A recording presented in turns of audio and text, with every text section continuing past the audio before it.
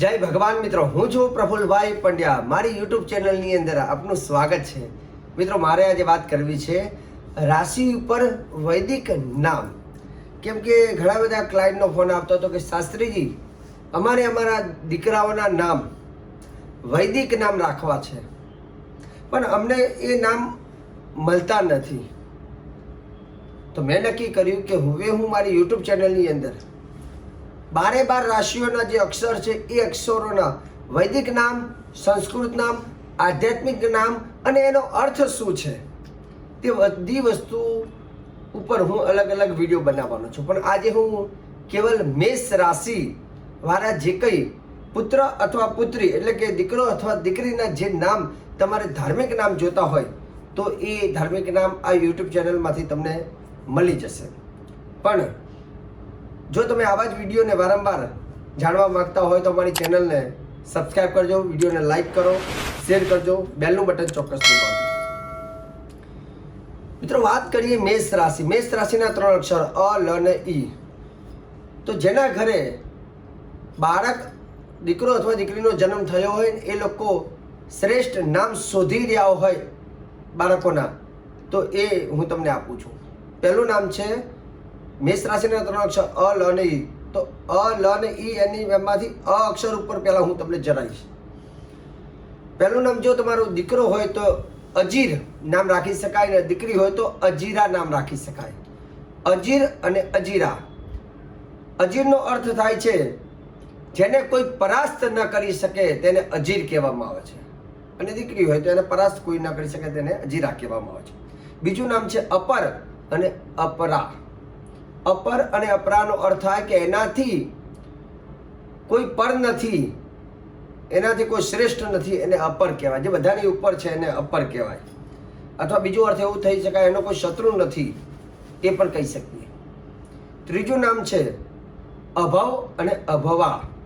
અભવ દીકરો હોય તો અભવ રખાય, દીકરી હોય તો અભવા રખાય. અને જેનો અર્થ જેનો જન્મ નથી, જે અજન્મા છે, જે અભવ છે, જે અજન્મા છે, જેને અભવ અથવા અભવા કહી શકાય. અનિમેષ અને નિમિષા. અનિમેષ અને નિમિષાનો અર્થ થાય છોકરો હોય તો અનિમેષ રખાય, છોકરી હોય તો નિમિષા રખાય. એનો અર્થ થાય અખંડ દ્રષ્ટિ. આગળનું નામ છે અચ્યુત અને અચ્યુતા. અચ્યુત અને અચ્યુતા. દીકરો હોય તો અચ્યુત રખાય, દીકરી હોય તો અચ્યુતા રખાય. એનો અર્થ થાય માયા જેને સ્પર્શ નથી કરી શકતી તે અચ્યુત. સાથે અંશુમાન અને અંશુમતી. અંશુમાન ને અંશુમતી એવો અર્થ એવો થાય કે તત્વને જાણનાર અથવા તત્વને જાણનારી. ત્યાર પછી આગળ છે અદ્ય અને આદ્યા. અદ્ય અને આદ્યા. આપણે ઘણી વખત આરતી કરીએ છીએ ને ત્યારે આપણે બોલીએ જય આદ્યા શક્તિ. આદ્યા, અદ્યનો અર્થ થાય કે અત્યારે, અને આદ્યા એટલે જૂની શક્તિ. આદ્ય શક્તિ એટલે જૂની શક્તિ કહેવાય. આદ્યા એટલે જૂની વસ્તુ, જે જૂનું છે અને શ્રેષ્ઠ છે, જેને આપણે એવું કહી શકાય. તો અદ્ય એટલે આજે અને આદ્ય એટલે બહુ જૂનું. સાથે સાથે એવું કહેવાય કે અનંત અને અનંતા. અનંત અને અનંતા. છોકરાનું નામ અનંત રાખી શકાય અથવા અને છોકરીનું નામ અનંતા રાખી શકાય અથવા અનંતી રાખી શકાય. જેનો કોઈ અંત નથી એને આપણે અનંત કહીએ. આગળ મિત્રો વાત કરવી છે અક્ષત અને અક્ષિતા. અક્ષત એટલે આપણે ઘણી વખત કહીએ ને કે ચોખાને આપણે અક્ષત કહીએ. જેનો કોઈ ક્ષય નથી એને અક્ષત કહેવાય. અક્ષય પણ નામ રાખી શકાય, અક્ષત પણ પડી શકાય. છોકરો હોય તો અક્ષત અને છોકરી તો અક્ષિતા.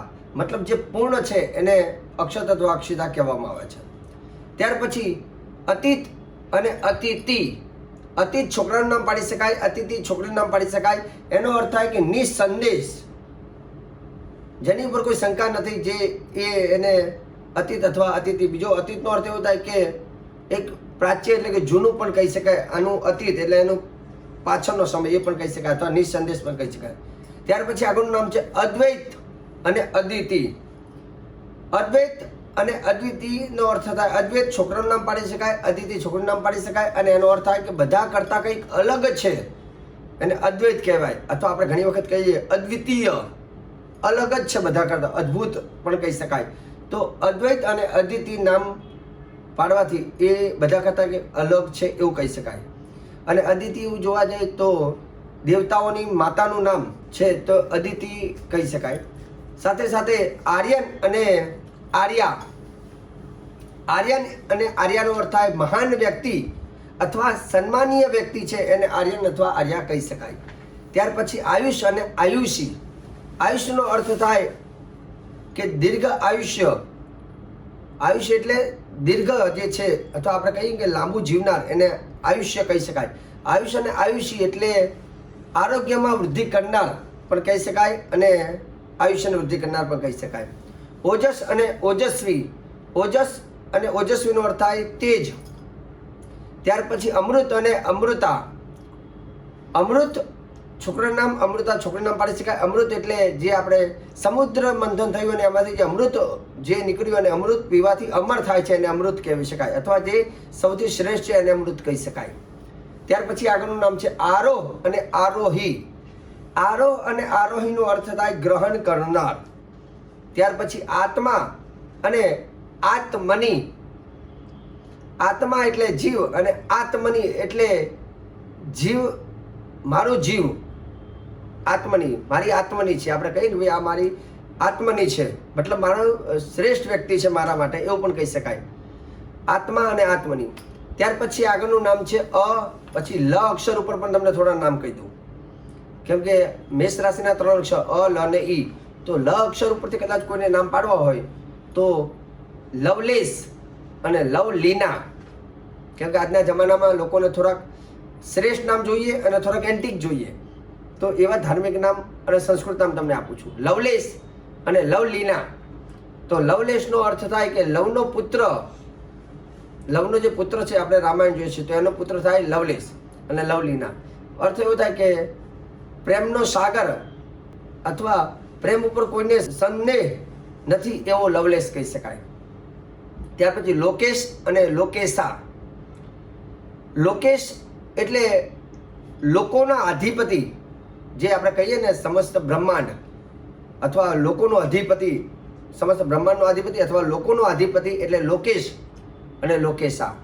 લાભાર્થ અને લાભાર્થી, લાભ લેનાર, દરેક વસ્તુમાં લાભ લેનાર એને લાભાર્થ અને લાભાર્થી કહી શકાય. લલિત અને લલિતા, લલિત અને લલિતાનો અર્થ થાય આનંદ આપનાર. ત્યાર પછી આગળ નામ છે લક્ષ અને લક્ષ્મણા.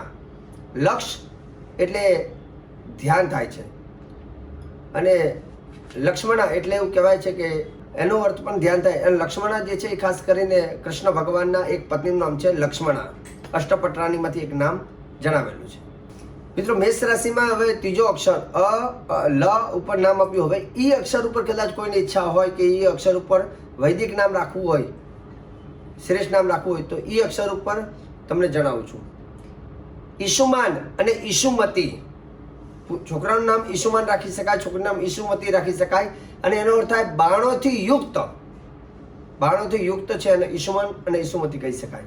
ત્યાર પછી આગળનું નામ છે ઈ ઉપર ઇન્દ્ર અને ઇન્દ્રાણી. ઇન્દ્ર અને ઇન્દ્રાણી અર્થ થાય વૈભવને ભોગવનાર. ત્યાર પછી ઇન્દ્રજીત, છોકરો હોય તો એનું ઇન્દ્રજીત રાખી શકાય, જે આપણે જોઈએ છીએ રામાયણની અંદર કે જે રાવણનો પુત્ર છે. આમ તો એનું નામ મેઘનાદ હતું પણ ઇન્દ્રને જીત્યો હતો એટલે એનું નામ ઇન્દ્રજીત પડ્યું. અને બીજો અર્થ થાય ઇન્દ્રજીત એટલે ઇન્દ્રિયોને ઉપર જીતનાર, એને પણ ઇન્દ્રજીત કહેવાય છે. ત્યાર પછી ઈશાન અને ઈશાની. છોકરો હોય તો ઈશાન, છોકરી હોય તો ઈશાની. એનો અર્થ થાય ઈશ્વરની દિશા એટલે ઈશાન કહી શકાય. ત્યાર પછી એક નામ છે ઇનાક્ષ અને ઇનાક્ષી. અર્થ થાય સુંદર નેત્રોવાળા. ત્યારબાદ ઈરવ અને ઈરા. સૂર્યના જે કિરણો છે ને એનો મધ્યનો ભાગ છે ને એને ઈરવ કહી શકાય. તો છોકરો હોય તો ઈરવ અને છોકરી હોય તો ઈરા એટલે સૂર્યનો મધ્યનો ભાગ. ત્યાર પછી આગળનું નામ છે ઈ ઉપર એક ઇક્ષ્વાકુ. ઇક્ષ્વાકુ અને ઇક્ષ્વા. છોકરો હોય તો ઇક્ષ્વાકુ કહી શકાય, છોકરી હોય તો ઇક્ષ્વા નામ રાખી શકાય. એનો અર્થ થાય સારું કુળ ધરાવનાર. ત્યાર પછી ઈદમ અને ઈદિશા. ઈદમ અને ઈદિશાનો અર્થ થાય કે અર્પણ કરાર. ઈદમ તુભ્યમ અહમ સંપ્રદાય. કોઈ વસ્તુ અર્પણ કરીએ છીએ ને ત્યારે ઈદમ શબ્દ બોલવામાં છે. ઈદમ અને ઈદિશા. છોકરો હોય તો ઈદમ અને છોકરી હોય તો ઈદિશા નામ રાખી શકાય. તો દર્શક મિત્રો આજે ખાસ કરીને મેં તમને મેષ રાશિ એટલે કે અ, લ અને ઈ અક્ષર ઉપર ઘણા બધા મેં નામ તમને બતાવ્યા છે. અને આવી હું 12 રાશિઓ ઉપર હું વિડીયો બનાવીશ જેથી તમારે કદાચ તમારા દીકરાઓનું નામ જો પાડવું હોય અને શ્રેષ્ઠ નામ પાડવું હોય, વૈદિક નામ પાડવું હોય, આધ્યાત્મિક એનો કોઈ રહસ્ય, એનો કોઈ અર્થ થાય, તો એવા નામોને હું સર્ચ કરીને હું સરસ મજાના વિડીયો બનાવીશ ને અપલોડ કરીશ, જેથી સરળતાથી તમે મારા વિડીયોના માધ્યમથી એ બાળકોના શ્રેષ્ઠ નામ પાડી શકો. કે નામ એ બહુ મોટું કામ કરે છે, નામની બહુ મોટી કિંમત છે, નામની બહુ વેલ્યુ છે, નામ એ જ બ્રાન્ડ છે. તો શ્રેષ્ઠ નામ રાખો, સારું નામ રાખો, જેથી એ બાળકોના જીવન પણ યથા નામ તથા ગુણ, જેવું નામ છે એવા એના જીવનમાં એના ગુણોની પ્રાપ્તિ થાય છે. તો દર્શક મિત્રો, સરસ મજાની આજે જાણકારી આપી છે. આગળ પણ હું તમને વૃષભ રાશિની જાણકારી હવેના નેક્સ્ટ વિડીયોમાં હું તમને આપવાનો છું. કાર્યક્રમ બહુ સરસ મજાનો હતો. વિડીયોને સારો લાગ્યો હોય તો મારી યુટ્યુબ ચેનલને વિડીયોને તમે લાઈક કરો, શેર કરો, સબસ્ક્રાઈબ કરજો, બેલનું બટન ચોક્કસ દબાવજો. સાથે સાથે જ્યોતિષને લઈને કોઈ પણ જાણકારી લેવી હોય તો તમે અમારા કાર્યાલય ઉપર આવીને મારી અપોઇન્ટમેન્ટ લઈને આપ મારી મુલાકાત કરી શકો છો. મને આપી દો રજા. જય ભગવાન.